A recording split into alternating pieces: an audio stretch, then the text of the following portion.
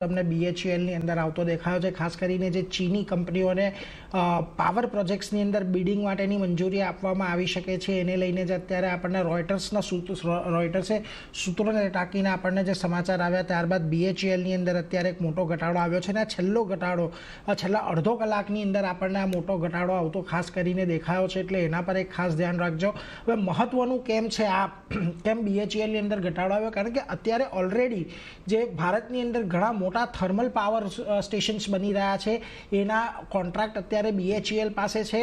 સરકાર અત્યારે જે પ્રકારે રિન્યુએબલ્સ પણ ભલે ભાર આપી રહી હોય, પરંતુ સરકારનો ઉદ્દેશ્ય અહીંયાથી થર્મલ અને ન્યુક્લિયર પાવર પ્લાન્ટ વધારવાનો પણ છે. અને જો એ માટે અત્યાર સુધી જો ચીની કંપનીઓ પર પ્રતિબંધ હતો, તો આ કંપની પાસે એક બહુ મોટી જગ્યા હતી ખાસ કરીને ઓર્ડર ફુલફિલમેન્ટ કરવા માટેની, જે હવે અહીંયાથી આપણને નથી દેખાઈ રહી. એને લઈને ખાસ અહીંયાથી આપણને એક આ ઘટાડો આવતો જોવા મળી રહ્યો છે. જગદીશજી, તમારી પાસે જ આવીશ BHELને લઈને, કારણ કે જો ઘણા મહત્વના સમાચાર આ સ્ટોક માટે એટલા માટે પણ છે કે ઓલરેડી આ કંપની જે અત્યાર સુધીના ભારતના સૌથી મોટા થર્મલ પાવર પ્રોજેક્ટના પ્લાન્ટ બનાવી રહી છે, અને આવા હજી ઘણા પ્લાન્ટ પાઇપલાઇનની અંદર સરકાર દ્વારા કે પ્રાઇવેટ પ્લેયર્સ દ્વારા છે જ, જેની આપણે ઘણી વખત ચર્ચા પણ કરી છે. એવી પરિસ્થિતિની અંદર જો ચાઇનીઝ કંપનીઓને આવવા દેવામાં આવે તો ચોક્કસથી આ BHELને એક મોટી અસર થાય.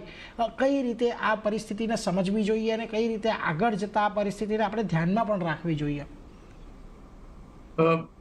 અમને ધીરજભાઈ જાણીને બહુ નવાઈ લાગશે કે આ જે મેજર્સ અત્યારે જે આવ્યા છે, તમે કહ્યું તે પણ રોયટર તરફથી આ જે સમાચાર મળ્યા છે, તો જે ઇફેક્ટિવલી તમે જો કહો તો જે ચાઇનીઝ ફર્મને એ લોકોએ કર્યા હતા કોમ્પિટિંગમાંથી ઇન્ડિયન ગવર્મેન્ટ કોન્ટ્રાક્ટ્સના, એની જે કિંમત એસ્ટિમેટેડ હતી, it was worth about $700 to $750 billion. એટલે યુ કેન ઇમેજિન કે all this things orders must have gone, majority of them must have gone to BHEL. અને મેં તમને કહ્યું હતું કે ABB છે કે સિમેન્સ છે, એ બધી કંપનીઓ પણ ડેફિનેટલી દે આર પાર્ટિસિપેટિંગ. અને હવે now officials are working to remove that the registration requirement for the bidders, કે તમે બાકીના લોકો ભેગા નેશન પણ કરી શકે. I think not only for China, I think it is going to be for the open for the whole world, કે તમે કોઈ પણ આવીને અહીંયા બીડ કરી શકો છો. એટલે આની પાસે કોઈક ને કોઈક તર્ક કે કોઈ કારણ હશે. તમે કહ્યું તે પ્રમાણે ધી કેપેસિટી એક્સપાન્શન જે સરકાર કરવા માંગે છે, both in greenfield and this our coalfield as well as the thermal power station, મેં આપણે શરૂઆતમાં કહ્યું એમાં કદાચ અત્યારની તમે actually order book of BHEL જોશો તો it runs into lakhs of crores. whether BHEL is in a position to execute this order in time is a big question mark. એટલે સરકારને એવું કદાચ એપરન્ટલી મારી દ્રષ્ટિએ એવું લાગે છે કે જે ઓર્ડરો BHELને આપણે આપ્યા છે, અને આ રિસ્ટ્રિક્શન મૂક્યું હતું જ્યારે 2020-21માં આપણે બોર્ડર ક્લેશ ચાઇના સાથે થયો હતો, ત્યારે આ રિસ્ટ્રિક્શન મૂકવામાં આવ્યું હતું.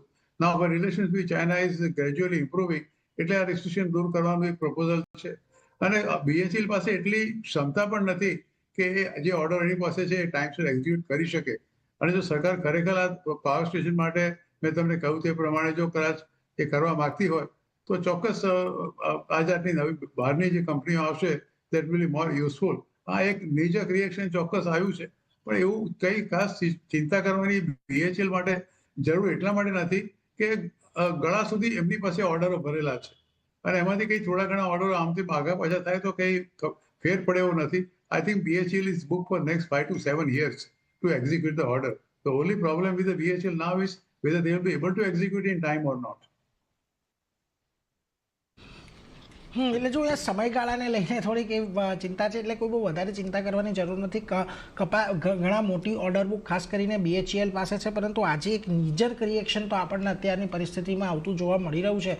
અને હેમંતજી, આ નીજર રિએક્શન જુઓ, ગઈકાલે હજી આ કાઉન્ટરે 305ના નવા હાઈ બનાવ્યા, ત્યાંથી આજે થોડોક ઘટ્યો તો, એવું નહોતું કે નહોતો ઘટ્યો, પરંતુ આ સમાચાર પછી છેલ્લા અડધો કલાકની અંદર જે ફોલ આવ્યો છે, એની અંદર વોલ્યુમ પણ તમને ખાસા એવા એડ થતા દેખાયા છે, ને અત્યારે તો 10%ની લોઅર સર્કિટ પર બેઠો છે. આમ તો જોવા જઈએ તો 270નો એક બહુ મહત્વનો સપોર્ટ છે, કે જ્યાંથી એક અગાઉ આપણે બ્રેકઆઉટ પણ જોયું હતું, અને ત્યાં મલ્ટિપલ સપોર્ટ પણ લીધા છે. તમને લાગે છે અહીંયાથી 270 જો કદાચ આ સર્કિટ ખુલતા ડિફેન્ડ થાય તો થોડુંક સારું રહેશે, અને 270 તૂટે તો તમને લાગે છે કે હજી વધારે વેચવાલી આપણને જોવા મળી શકે? જેમ તમે કીધું 270નો સપોર્ટ સારો છે, એ હોલ્ડ કરે તો સારું, પણ એ તૂટશે તો યસ ફર્ધર વીકનેસ આવી શકે.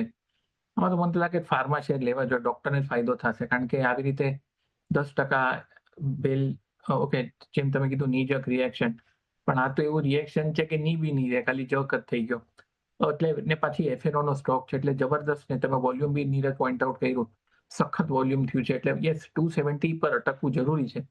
નહીં હોય તો આપણે વધારે થોડું પ્રેશર જોઈ શકીએ. ને જેમ જગદીશભાઈ બી કીધું, માર્કેટથી દૂર રહ્યો, સ્વિગી ઝોમેટો પરથી ખાવાનું મંગાવો, પૈસા બચશે. આનો કોઈ મતલબ નથી, કારણ કે કોઈ લોજિક, ટેકનિકલ, ફંડામેન્ટલ, ડેરિવેટિવ્સ કાંઈ કામ નથી કરતું. ઓલાનું એક સ્ટેટમેન્ટ આવે એટલે માર્કેટમાં ઉથાપતલ.